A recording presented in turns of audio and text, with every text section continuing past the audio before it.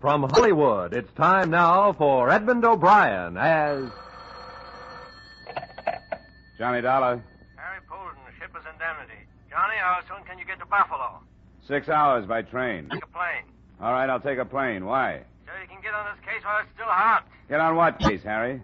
Atlantic Central Railway. Some guys knocked over one of their boxcars last night and heisted half the load.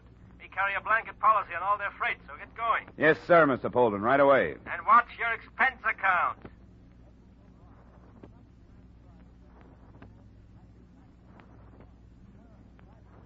Edmond O'Brien in another transcribed adventure of the man with the action-packed expense account, America's fabulous freelance insurance investigator. Yours truly, Johnny Dollar. Expense account submitted by Special Investigator Johnny Dollar to Harry Polden, Shipper's Indemnity, Hartford, Connecticut. The following is an account of expenditures incurred during investigation of Atlantic Central Railway's claim regarding missing freight, or the story of the 1008. Expense account item, transportation, plane fare, Hartford to Buffalo, $48.16, plus cab fare, $6.35 to the main offices of the Atlantic Central Railway, where a tall, heavy-set man in a dusty blue serge pulled a cold cigar from the side of his mouth and spun a swivel chair in my direction. I'm Eve Grimm's, Dollar. Sit down. Now, let me close this door. Well, you didn't take long getting here. I wasn't very far away. I'm the cinder bolt for this outfit, and I'd be doing what you're going to do if it was like the old days. Only Shipper's Indemnity handles the insurance, and it's our job now. That's the service you pay for, Mr. Grimm. When they stuck me in this desk, I'd been knocking deadheads around for 20 years and seeing they got themselves 30 days on the road gang. Now I'm just... I guess they figure I'm too old. Well, maybe you can give me a hand on this. Well, I'd like to, Don. I need some action. You want to tell me about it, Mr. Grimm? You bet. Atlantic Central hustles 6 gully jumpers a day up to Rochester. 5 hours after the 1008 leaves here last night, she jerks up at Batavia so the clowns can water her down. That's when the Donegan notices one of her brownies is busted open and half the jig is gone. So, right away, he wang-doodles a copper buster up the line. Are you getting this? I think so. Translated, you mean the brakeman at Batavia found the boxcar had been broken into and half the cargo stolen, and he phoned ahead to the telegraph office. That's it. All sorts of stuff on the car. Don't know what all's gone yet. It was a make-up, any kind of freight, you know. I got the poodles over in the bullpen looking up the invoices to see exactly what's missing. It'll take a while. Good, that'll help. Who is in charge of the loading here? Andy Matson. Been with us 13 years. He inspected it and sealed it down himself. I talked to him already, but call him in if you like. Well, I might want to see him later. What about the brakeman in Batavia? A Gandy dancer, Skeeter Minkowski. Nah, he couldn't have done it. That highball only lingered there long enough to get water. Can't unload a brownie in 3 minutes. Take more like 3 hours. What other stops did she make? 1. 6 minutes at the junction 15 miles outside of here waiting for a hot-shot passenger to get by. And all in all, the train stopped 10 minutes at the most, huh? Not long enough to unload a kiddie car. Engineer named Roper claims he spotted a dame in a red dress hanging around the yards yesterday afternoon. And the boys at the roundhouse say the same dame was in asking questions about trains leaving. Said she was from a newspaper. She give a name? Ruth Smith. I checked. No newspaper in town got any Ruth Smith working for him. Well, she's our tipster. Let's get somebody out to look for her. Already got somebody out doing that. Good. Now, along the route up to Rochester, between here and Batavia, there must be a highway running parallel to the track somewhere, huh? And whoever cracked into that boxcar had to get aboard at the junction, then toss the stuff from the moving train and jump off somewhere this side of Batavia. And there had to be a truck following along on the road to pick up the stuff in the dark. You been out there yet, Mr. Grimm? No. Kind of thought I'd wait around, see what sort of bulwarkers the insurance companies are turning out these days. I like you, Dolly. You're all right. You figured how it was done fast. Other guys that are hemmed and hawed around asking train crews questions I already asked. Well, what's next? Find out who did it. Kind of frisky, ain't you? I like that, too. Hey, have you got a car I can borrow, Mr. Grimm? I got a Jeep and a chauffeur to go with it. Who's the chauffeur? Me. You said you might want me to help you. I bought the thing from Army surplus. I want to see if I got a bargain.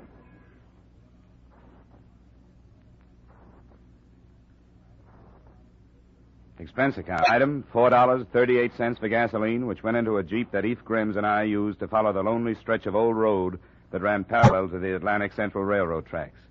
2 miles beyond the junction, we found heavy-duty tire marks which could have been made by a truck which could have left the road, then driven over the flats as far as the embankment to pick up freight which could have been thrown from the moving train. Following the right-of-way, we found several such tire marks at several points turning off the road, but no building nearby. Finally, at one place, we found an unpainted shanty that stood barren and lonely against the sky. It belonged to a man named Bogatis. Big truck? You're danged right I did, mister. You're dang boodly-doodle right. Woke me up, it did. Well, what did the truck look like? Do you remember what the truck looked like? Yellow. Yellow it was, all yellow. Seen it plain, even though it was night. You happen to notice the license number? You kidding, sonny. All right, forget it. But you happen to notice any lettering on the truck, Mr. Bogatis? Don't read, never learned, never believed in it, no. Well... It don't make no difference, though. It wasn't nothing writ on it anyhow. Oh. The trucks usually got printing on them. Dang things making all that noise. Grunting and heaving and waking a man out of his sleep. Ain't had nothing like that since the Army maneuvered here in 41. No, sir. You're going to stop it? Well, I hope so. Good. Did you happen to see who was driving the truck? Nope. Do you know about what time it was here? Nope. Did you happen to say anything to the man? Nope. Well, do you know in which direction it went from here? Yep. Huh? They turned around and headed back for Buffalo. Which is exactly what we did, back to Buffalo, where we began to look with the help of the police for a big yellow truck with no lettering on it. We tried garages, trucking concerns, and any place big enough to hide such a truck. It wasn't an easy job, but it turned up. Hello? Hello, John. I got a yellow truck all loaded down with stolen freight. What? Yeah. Meet you over at the West End Viaduct. Highway Patrol just found it. Good. Only one thing. It's wrecked. The passing motorist had a flat tire right here. He got out of his car to fix the flat and saw here where it tumbled down. Good tumble. Must be 30 feet anyhow. Yeah, they're trying to get the driver out of the cab now. He may still be alive. They're using acetylene torches. 10 minutes later, the ambulance crew dragged the driver out of the twisted cab. The interns worked on him for a short time. Then one of them straightened up, handed me a billfold. Well, here you are. His name's Blakey. Blakey. Rick's Blakey. Mm-hmm, for the moment. He won't live another 5 minutes. Fractured skull, neck broken. If you've got any questions to ask, you better hurry. Thank you. Blakey. Blakey, listen to me. Listen, you haven't got long. We know this is all stolen cargo in your truck. We want to know who worked with you. Jake. Get Jake. Jake? Jake who? Jake. Jake slugged me. Put it in gear and rolled me over the side of the road. Get him, Mr. Cop. Get him for doing this to me. I stayed around the wrecked truck watching Eve Grimm's crew stacking the cargo. And then I saw something that could have fallen out of Blakey's wallet when the intern handed it to me. It was a card. On one side was printed Horseshoe Bar and Grill, and there was an address underneath it. But on the other side was written, Jake, 8 o'clock Tuesday. He's always there.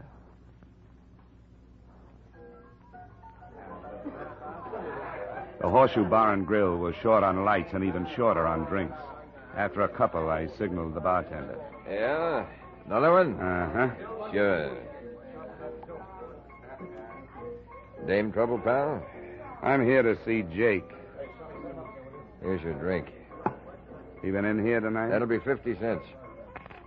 Jake hangs around here, doesn't he? Look, the minute you walk in, I look at your feet and I say to myself, flatty, gumboots, glim-heeled cop. Not City Hall type cop, but something else, I say.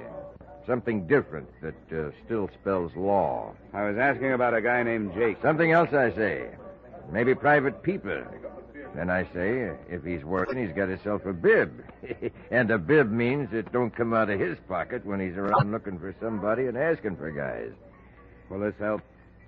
Oh, thanks. Old Abe took a great picture. What was you asking? About a guy named Jake. Sit tight, Shamus. I'll tip you when he comes in.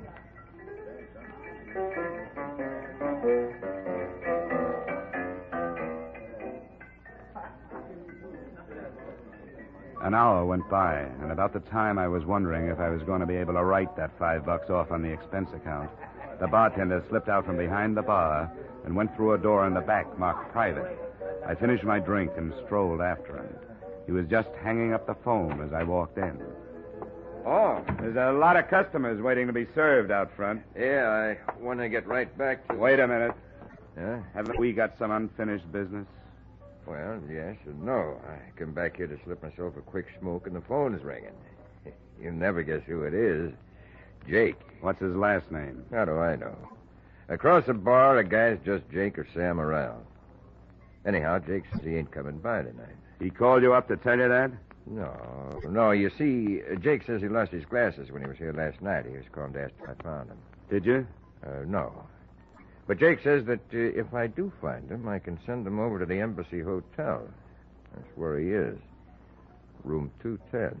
Embassy Hotel. Where's that from here? 2 blocks north. Thanks. Sure. Sure, anytime. Anytime you got an expense account. I walked over to the Embassy Hotel, and naturally enough, there was no one in room 210 named Jake. As a matter of fact, there was no room 210. But when I stepped outside and started back for the Horseshoe Bar and Grill, a pair of wide shoulders and a coat collar fell in step beside me. He shoved something against my back. Let you and me kind of turn in here. I'd blast you right here, and you know it. In the alley. I want you should meet a friend of mine. Jake? How'd you guess?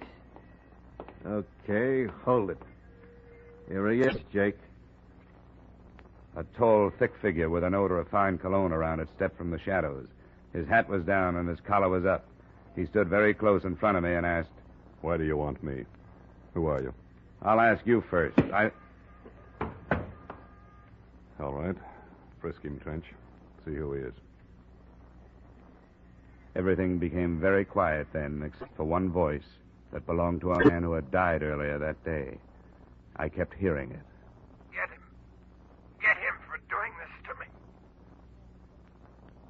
In just a moment, we'll return to the second act of Yours Truly, Johnny Dollar. But first, this Wednesday night and every Wednesday night over most of these same CBS stations, we're invited to hear the Bing Crosby Show. Bing Crosby with the music of John Scott Trotter, the Rhythmaires, Ken Carpenter, and of course a top name star each week is his special guest. Here's the show designed for the whole family. A pleasant and diverting mixture of music and merriment, guided by the one and only Bing Crosby. Plan now to make Wednesday night Crosby night on your listening schedule. That's the Bing Crosby Show every Wednesday night on CBS. And now, with our star, Edmond O'Brien, we return to the second act of Yours Truly, Johnny Dollar. I was lying in a dirty alley with my face up against a cold brick wall, and something warm was dripping down the back of my neck. I didn't move. I couldn't. There was a steady ringing in my head, and my body seemed far away. I struggled to my feet and headed for the man who had led me into this. What do you want? Hey, what's this all about? Let go of me. Look, I've been beaten and slugged and frisked, all because I talked to the wrong guy. I looked for you in the bar. They told me you went home. Now spit it out. Spit what? Does that remind you of anything? You tipped Jake off that I was looking for him. Why? Let go of me. I can't talk like this. If you can breathe, you can talk. Come on. Look, Jake's a steady customer of mine. I gotta treat him right. I never seen you before in my life. What's Jake's full name? What does he do? And where can I find him? I don't know. You don't know what? Anything about him. Except that he's a big black-haired guy who dresses like a bookie, Flash. He just comes in with some guys and drinks. His name is Jake Samuels. He has a sidekick named Trench. I don't even know his last name. What does Jake do? I don't know. He don't say nothing personal to me. Well, what do you think he does? Maybe plays the horse's books. How do I know? And you don't know where he lives? Mister, if he owed me $100 bar bill, I couldn't find his house. It was late and my head hurt and I wanted to lie down somewhere. So I made for the Imperial Hotel Eve Grimes had recommended. I took a shower and polished off the drinks they sent up. Then I felt well enough to call Grimes again. But before I lifted the phone, he walked into my room with some interesting information. Sorry you got beat up, Johnny. It's all right. I'm covered with accident insurance, you know. I wish I could help you with this Jake Samuels fella, but I never heard of him. Thanks anyway, Eve, but I'll run him down sooner or later. I do have something that might help, Johnny. Yeah? We checked all that cargo that was found in the wrecked truck, and I don't know exactly what it means, but everything was there except one barrel. What was that? A barrel. And listen to this. Of all things, a barrel of jeweler's rouge. The stuff they use for gem polishing? That's what an intelligent friend of mine told me. It was insured at, when I got it right here, $247. Now, why would anybody want that? Well, who sent it? A jeweler by the name of Ralph Morton. Morton Jewelry Company, 1312 Shenandoah Street. Sent to Michael Adelson, Adelson, 177 Carling Terrace, Boston, Mass. Adelson, huh? Yeah, Adelson or Adelson. Know him, Johnny? Not sure. Something rings a bell. Well, thanks a lot, Grimms. I'll have a talk with that jeweler, Ralph Morton, in the morning. In the morning, I rented a small car and started for the Morton Jewelry Company on Shenandoah Street. I found it in the middle of the block, a small, hungry-looking neighborhood jewelry store. But the most interesting thing about it was standing in a doorway across the street from it. A middle-aged man. He was a plant if ever I saw one. I ignored him and entered the store. There was a small man with thinning brown hair bent over the insides of a watch, and a snappy-looking blonde job dusting counters about 4 paces away. I spoke to the watchmaker. He took out his eye lens and looked up. Yes? 2 days ago, you shipped some jeweler's rouge to Michael Adelson in Boston. Yes, I did. What about it? Well, it was hijacked out of the freight car yesterday. Oh. Clumsy this morning. Hijacked, you say? Stolen. Somebody wanted it pretty bad. They passed up a lot of other stuff more valuable. Well, who are you? Johnny Dollar, insurance investigator with the Shippers Indemnity Company. Oh, it was insured, of course. Well, you should know. For $247. I'm sorry it was stolen. I presume your company will have to pay for it. Well, we don't mind paying if we know what we're paying for. What do you mean by that? Why would anybody want to steal rouge? I'm sure I don't know. Whoever did it went to a lot of expense and trouble, and they murdered a man for good measure. Andrea! Why must you always be knocking things down? I'm sorry, Mr. Morton. My hand slipped. Well, be more careful. You say they killed a man, Mr. Dollar? Surely they did not do this over my little shipment of jeweler's rouge. It sounds stupid, I know, but it was done. Why did you send rouge all the way to Boston to Michael Adelson when you could buy the same stuff there? Oh, no, you're wrong. This is a private formula I developed myself. I sell it to a number of widely scattered people. They seem to prefer my mixture. Uh-huh. Who is Michael Adelson? A designer of expensive jewelry. His reputation in the field is first class. Well, Mr. Morton, that's all. That's all for today. But I'll be back. All the time I was in there, the blonde Miss Phillips kept her blue eyes and her pink ears focused on me. My common sense spoke to my vanity and told it to play dead. She was interested in more than my profile. Outside, I spotted the plant across the street. I thought he was growing in the doorway until I approached him. He ducked clumsily and walked away with such obvious nonchalance that I was tempted to follow him, and I did, to a corner drugstore with a good view of the Morton Jewelry Company. We shared adjoining stools while he cut into a butterscotch sundae. Hey, a little more butterscotch on this, please. You got the 20-cent special. What do you want for 20 cents? Butterscotch? Okay. Okay, I don't pay for it anyway. What's the job? What's the... Huh? Oh, it's you. Well, beat it. Here. We're both in the same racket. Oh, insurance? Are you working on the Arcadia job, too? No. What's the Arcadia job? What are you working on? A railroad hijack. What's the Arcadia job? Oh, Ben Sanchez is my name. How do you do, Dollar? How do you do? Yeah, I'm working independent. I don't take divorce cases. In 2 months, I haven't had a decent job. But I got myself a little old idea. You see, 3 months ago, a wholesale jewelry house was pried open, see? And $250,000 worth of uncut stuff disappeared. And so far, none of it has showed up anywhere.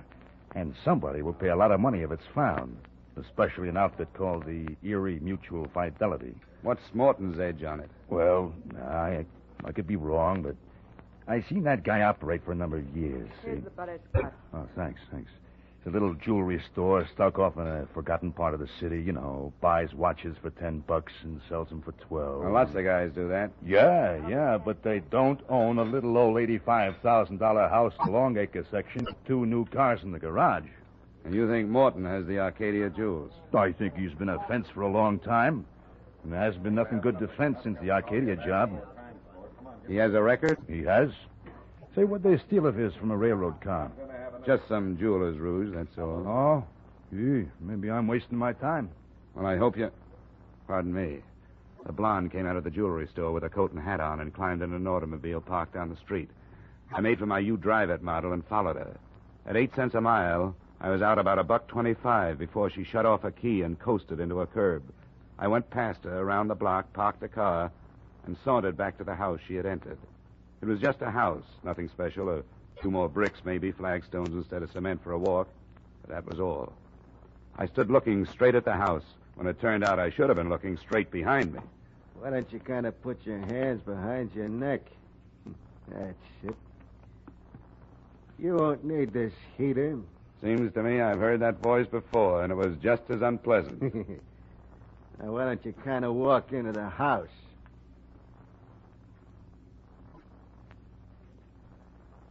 I would have been amused to know that I kind of wanted... Sorry. He would have been amused to know that I kind of wanted to get into that house as much as he kind of wanted me to. We went up the walk, arm in arm. He opened the door and graciously allowed me to enter first. The living room was empty, but I could hear voices plainly in the next room. That stuff was worth more than you've ever seen before. Oh, shut up. I took a long time looking for 2 guys. Oh, what a lousy couple of chiselers I got stuck with. Hey, it's me, Trench. There's I got nobody a to visitor. trust in this world. Hey, it's me. We stood there, Trench beaming and me frowning, and they came into the room. The guy was big, black-haired, and overdressed, the way the bartender had tagged him. It was Jake Samuels, all right, and hanging on his elbow, giving him a hot ear, was the jeweler's dame. Samuels wasn't in too good a frame of mind. I'll blast it all over town. And you won't be able to touch me, because I got protection. Now, will you shut up? I got to talk with a friend. Johnny Dollar, Jake. Yes. Welcome to my house. Just the same, it's too bad you had to come. This isn't exactly the day we're receiving. Well, I work weekends, and this is the only time I could make it. Jake will do the talking. What is it you want to see me about? Last night and the night before. Oh, you mean when we roughed you up? That and the Atlantic Central job and Rick's Blakey, whom you killed at the wheel of his truck. Then there's the little matter of your blonde girlfriend here. I saw her in Morton's jewelry shop. She couldn't possibly be the phony reporter who was hanging around the railroad yards. Or, could she? Jake, this guy really knows. Shut up. Is that all you can say? Yeah, is that all you can say? Shut up. Well, listen here. Shut up. I won't. You owe me $45,000. What are you talking in front of him for? What do I care about him? That's your worry. $5,000 for $300,000 worth of jewelry. Go on now, get out of here. Take what you got and consider it lucky. We took all the risk, now beat it. All right, I'll beat it. When I come back, you're going to wish you were dead, Jake. Go on, you cheap... When she reached the door, she pulled a gun from somewhere, spun, and Trench got both slugs. He dropped groaning to the floor, and I kicked his gun into a corner. Jake Samuels stood frozen to the rug, looking at the barrel of the automatic she held. The next one's going to be for you, Jake. You gone crazy or something? Put down that gun. Go on. Say shut up to me now. Go on, say it. You yellow two-bit woman beater. Andrea, you're making a big mistake. Now, am I going to get my $45,000 or not? But I don't have that much in the house. Well, then call somebody and get it. Or come up with some jewelry. Yes, tomorrow. Tomorrow, I promise. Not tomorrow, today, now. Miss Phillips. I'm talking to him.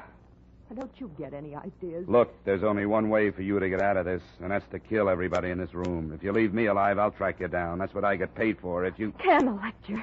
I know what I'm doing. If you leave Trench or Jake alive, they'll get you, too. You bet we will. Oh, I'm so scared. Come on, Jake. The money. Right now, you've only got a petty crime against you. Do any more, and it'll be murder. You'll last a month, if that long. What are you getting at? Give me these 2 guys. Are you kidding? Turn them over to me, and I'll go the limit in helping you. I'll forget the $5,000 you got from them. The most you can get is a year in the county. $5,000 clear is good dough. What happens to them? They're wanted for murder. I'll say in my report you turn them over to me. Maybe you won't get anything. Are you level? Of course he isn't, Andrea. I'm as level as a guy can get. Come on. Give me the gun, Miss Phillips. I don't know. It's that or a murder rap. Come on. Stay away from me. It's freedom or murder. Which one do you want? Give me the gun. Here. Here, take it. I didn't want to do this anyway from the start. This isn't living. This is dying every day. You're lucky. You found it out in time, Miss Phillips.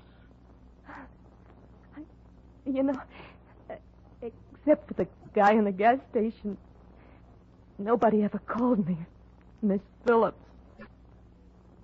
And that, Polden, is the way it all wound up. I called the police, and they took things in hand.